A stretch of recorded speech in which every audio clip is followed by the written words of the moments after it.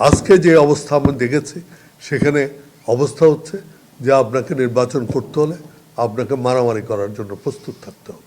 আপনি যদি মারামারি করতে না পারেন আপনি সেন্টারে যেতে পারবেন না, আপনি আপনার প্রচারে যেতে পারবেন না। এইভাবে তো চলতে পারে। আপনার সিস্টেম আমাদের ঠিক করতে হবে। আমরা মুখে বললে হবে না আমরা শান্তি চাই, আমরা ল অ্যান্ড অর্ডার ঠিক চাই, বললে তো হবে না। যাদের ইনফ্লুয়েন্স আছে, আজকে ল অ্যান্ড অর্ডার ঠিক করার ইনফ্লুয়েন্স প্রথমে আছেন সরকারের, দ্বিতীয় আছে যারা রাজনৈতিক দলগুলো আছে, বিশেষ করে বড় দলগুলো আছে, তাদের যারা দলীয় কর্মী আছেন, দলীয় নেতৃবৃন্দ আছেন, তাদের আজকে দায়িত্ব এই রাষ্ট্র টেনে ধরা, মব ভায়োলেন্স বন্ধ করা। আমার এই ঘটনায় কালকে থেকে যদি মব ভায়োলেন্স বন্ধ হয়, আমি মনে করব অন্ততপক্ষে এটি একটা বিরাট অ্যাচিভমেন্ট।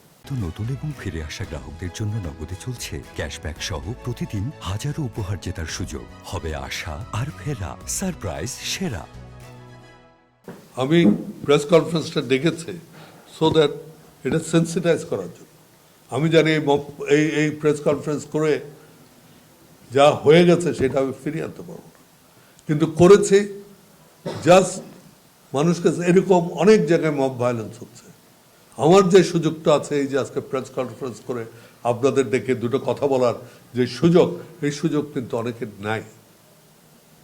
অনেকে নিভৃতে মব ভায়োলেন্স সহ্য করে যাচ্ছে, একুজেশন দিয়ে যাচ্ছে যে অমুকে জুলাই আন্দোলনে গুলি করেছে, অমুকে এই অত্যাচার করেছে।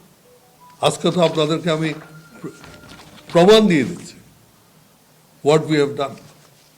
আর পার্টিগতভাবে আমরা এই ৩রা জুন পার্লামেন্টে জনাব কাদের সাহেব লেংদি একটা বক্তব্য দিয়েছিলেন সাপোর্টিং জুলাই আন্দোলন। তারপরে ২৮শে জুলাই আমরা পার্টির প্রেসিডিয়ামে আমরা সিদ্ধান্ত নিয়েছিলাম সাপোর্টিং জুলাই, এবং প্রেসেও এগুলো বলা হয়েছে। আমাদের তখন উনি ছিলেন সেক্রেটারি জেনারেল ছিলেন, সেক্রেটারি জেনারেল হিসেবে তিনি বলেছেন। আর এখন বলা হয় কি আমরা জুলাই আন্দোলনের বিরোধিতা করেছি। এই যে কথা, যার যেটা ইচ্ছা বলে যাচ্ছেন, অ্যাকুজেশন করে যাচ্ছেন।